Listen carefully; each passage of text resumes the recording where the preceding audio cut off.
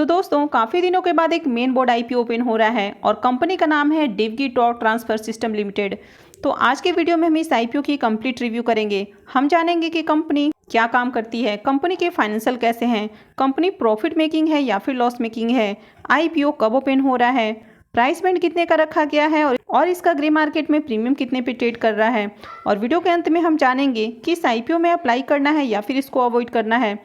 तो इससे पहले कि मैं वीडियो को शुरू करूं, अगर आप इस चैनल पर पहली बार विजिट कर रहे हैं या फिर आपने अब तक चैनल को सब्सक्राइब नहीं किया है तो प्लीज़ सबसे पहले चैनल को सब्सक्राइब कर लें। और अगर आपको वीडियो अच्छी लगे तो वीडियो को भी जरूर लाइक करें। तो चलिए वीडियो को शुरू करते हैं। तो सबसे पहले बात कर लेते हैं आईपीओ के डिटेल्स की। तो आईपीओ 1 मार्च यानी कि बुधवार से ओपन हो रहा है और ये 3 मार्च को क्लोज हो जाएगा। फेस वैल्यू 5 रुपये पर शेयर है और बुकिंग प्राइस 560 से 590 रुपये पर इक्विटी शेयर रखा गया है। लॉट साइज 25 शेयर्स का होने वाला है। आईपीओ के इशू साइज को देखें तो आईपीओ 180 करोड़ रुपए का होने वाला है और ये पूरा का पूरा आईपीओ ऑफर फॉर सेल है। ये एक मेन बोर्ड आईपीओ है तो कंपनी बीएससी और एनएससी पे लिस्ट होने वाली है। इस आईपीओ में क्यूआईबीज के लिए 75% का एलोकेशन दिया गया है, वहीं पर एचएनआईज के लिए 15% और रिटेलर्स के लिए 10% का एलोकेशन दिया गया है। तो चलिए अब हम कंपनी के बिजनेस को देख लेते हैं कि कंपनी क्या काम करती है। तो सबसे पहले अगर हम कंपनी की बात करें तो कंपनी 1964 में इनकॉर्पोरेट हुई है। तो कंपनी यहाँ पर बहुत पुरानी कंपनी है। अब कंपनी के बिजनेस की बात करें, Divgi torque transfer system limited automotive components बनाने के बिजनेस में इंगेज्ड है। तो ये इंडिया की कुछ ऐसी ऑटोमेटिव कंपोनेंट्स बनाने वाली कंपनियों में से एक है जिनके पास system labour transfer case, torque couplers, dual clutch automatic transmission solutions को डेवलप करने और उनको प्रोवाइड करने की कैपेबिलिटी है। तो अगर कंपनी के प्रोडक्ट की बात करें तो आप यहाँ पर देख सकते हैं कि कंपनी किस तरह के प्रोडक्ट बनाती है।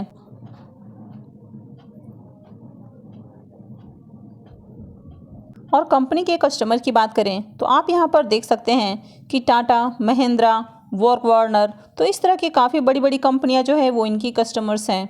और डिवगी टॉर्क ट्रांसफर सिस्टम लिमिटेड काफ़ी तरह के प्रोडक्ट की मैन्युफैक्चरिंग और उसकी सप्लाइंग करती है, जैसे कि टॉर्क ट्रांसफर सिस्टम जो कि 4 व्हीलर ड्राइव्स में और ऑल व्हील ड्राइव्स में यूज किए जाते हैं। सेकेंड है synchronise system for manual transmissions and DCT. इसके साथ ही कंपनी और भी काफ़ी तरह के कंपोनेंट बनाती है जिनका यूज़ टॉर्क ट्रांसफर सिस्टम्स में यूज किया जाता है। Synchronise systems, manual transmission, DCT और ईवीज में यूज किया जाता है। इसके अलावा कंपनी ट्रांसमिशन सिस्टम्स ईवी के लिए, डीसीटी सिस्टम्स और rear wheel drive manual transmission इन सबको भी बनाती है। तो कंपनी के अगर ओवरऑल बिजनेस की बात करें तो कंपनी यहाँ पर काफ़ी तरह के ऑटोमेटिव कंपोनेंट्स बनाती है जिनको कि वो इंडिया के साथ साथ ग्लोबल मार्केट में भी एक्सपोर्ट करती है। और साथ ही कंपनी ऐसे कंपोनेंट भी बनाती है जिनका यूज़ ईवी में किया जाता है। तो अगर हम देखें इसके फ्यूचर की तो आने वाले फ्यूचर में भी कंपनी की डिमांड हमें देखने को मिल सकती है। तो चलिए अब हम कंपनी के फाइनेंशियल देख लेते हैं कि कंपनी प्रॉफिट मेकिंग है या फिर लॉस मेकिंग है।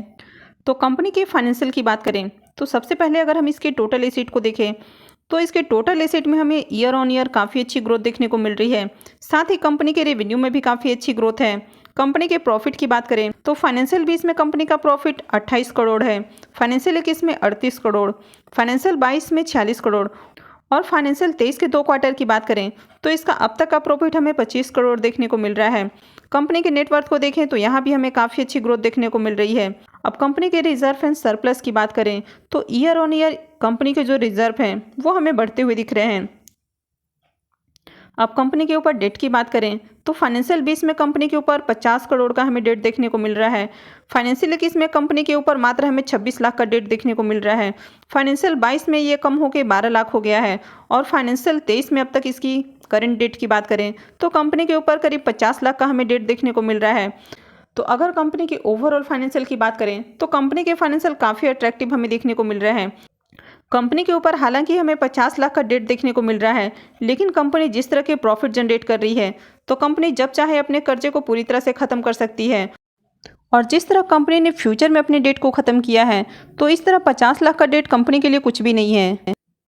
हालांकि आईपीओ की बात करें तो ये आईपीओ पूरी तरह से ऑफर फॉर सेल होने वाला है।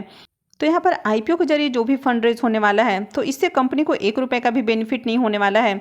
और आईपीओ के टाइम टेबल्स की बात करें तो आईपीओ 1 मार्च से ओपन हो रहा है और ये 3 मार्च को क्लोज हो जाएगा। आईपीओ का अलॉटमेंट डेट 9 मार्च है और जिनको भी आईपीओ की अलॉटमेंट नहीं मिलती है तो उनके रिफंड 10 मार्च से आना शुरू हो जाएंगे। तो यहाँ पर आईपीओ में जो रिफंड है वो हमें आईपीओ की अलॉटमेंट डे के बाद से लिस्टिंग वाले दिन तक देखने को मिलता है और आईपीओ का क्रेडिट डेट 13 मार्च है। आईपीओ की लिस्टिंग 14 मार्च को होने वाली है। अब आईपीओ में लॉट साइज की बात करें तो अगर आप रिटेल पोर्शन से अप्लाई करते हैं तो आप मिनिमम 1 लॉट के लिए अप्लाई कर सकते हैं और इन्वेस्टमेंट अमाउंट 14,750 रुपये हो जाएगा। वहीं पर आप मैक्सिमम 13 लॉट के लिए अप्लाई कर सकते हैं और आपका इन्वेस्टमेंट अमाउंट 1,91,750 रुपये हो जाएगा। वहीं अगर आप स्मॉल एच.एन.आई पोर्शन से अप्लाई करते हैं तो आप मिनिमम 14 लॉट के लिए अप्लाई कर सकते हैं और इन्वेस्टमेंट अमाउंट 2,06,500 रुपये हो जाएगा। वहीं अगर आप बिग एच.एन.आई पोर्शन से अप्लाई करते हैं तो आपको मिनिमम 68 लॉट के लिए अप्लाई करना होगा और आपका इन्वेस्टमेंट अमाउंट 10,03,000 रुपये हो जाएगा। तो चलिए अब हम इसके ग्रे मार्केट प्रीमियम देख लेते हैं और उसके बाद जानेंगे कि इस आईपीओ में अप्लाई करना है या फिर इसको अवॉइड करना है। डिवगी टॉर्क ट्रांसफर सिस्टम आईपीओ के ग्रे मार्केट प्रीमियम की बात करें तो इसका ग्रे मार्केट में प्रीमियम अब तक हमें नहीं देखने को मिल रहा है। तो जब तक इसका ग्रे मार्केट में प्रीमियम ओपन नहीं होता है तब तक आपको किसी भी आईपीओ में अप्लाई नहीं करना चाहिए। तो वैसे तो आईपीओ 1 मार्च से ओपन हो रहा है, तो जब इसका ग्रे मार्केट में प्रीमियम ओपन होगा तो मैं आपको वीडियो के माध्यम से अपडेट कर दूंगी। अगर इस आईपीओ में long term point of view से इन्वेस्टमेंट की बात करें तो इस आईपीओ में जो बुकिंग प्राइस रखा गया है वो 560 से 590 रुपये के बीच में हमें देखने को मिल रहा है। तो यहाँ पर इसका जो प्राइस बैंड है वो काफ़ी हाई हमें देखने को मिल रहा है। तो जब कोई आईपीओ काफ़ी हाई वैल्यूएशन पर हमें देखने को मिलता है तब आईपीओ में लिस्टिंग के बाद उसमें ग्रोथ हमें कम देखने को मिलती है। तो ऐसे में काफ़ी ज़्यादा चांसेस हो जाते हैं कि आईपीओ की लिस्टिंग के बाद आपको इसमें ग्रोथ कम देखने को मिले। तो अगर आपको कंपनी पसंद है और अगर आपको इस आईपीओ में लॉन्ग टर्म के लिए इन्वेस्टमेंट करनी है तो आपको इसमें थोड़ा सा वेट करना चाहिए। आप आईपीओ को पहले मार्केट में लिस्ट होने दीजिए। अगर मार्केट में लिस्ट होने के बाद कंपनी अच्छे क्वार्टरली नंबर जनरेट करती है तो फिर आप इसमें अपनी होल्डिंग बना सकते हैं।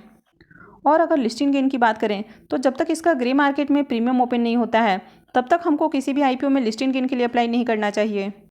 तो मैं आपको आगे भी अपडेट कर दूंगी कि आपको कब इस आईपीओ में अप्लाई करना है या फिर इसको अवॉइड करना है। तो इसके लिए आप चैनल से जुड़े रहिए और अगर आपने अब तक वीडियो को लाइक नहीं किया है तो प्लीज़ वीडियो को भी ज़रूर लाइक करें और वीडियो को अंत तक देखने के लिए आप सबका बहुत बहुत धन्यवाद।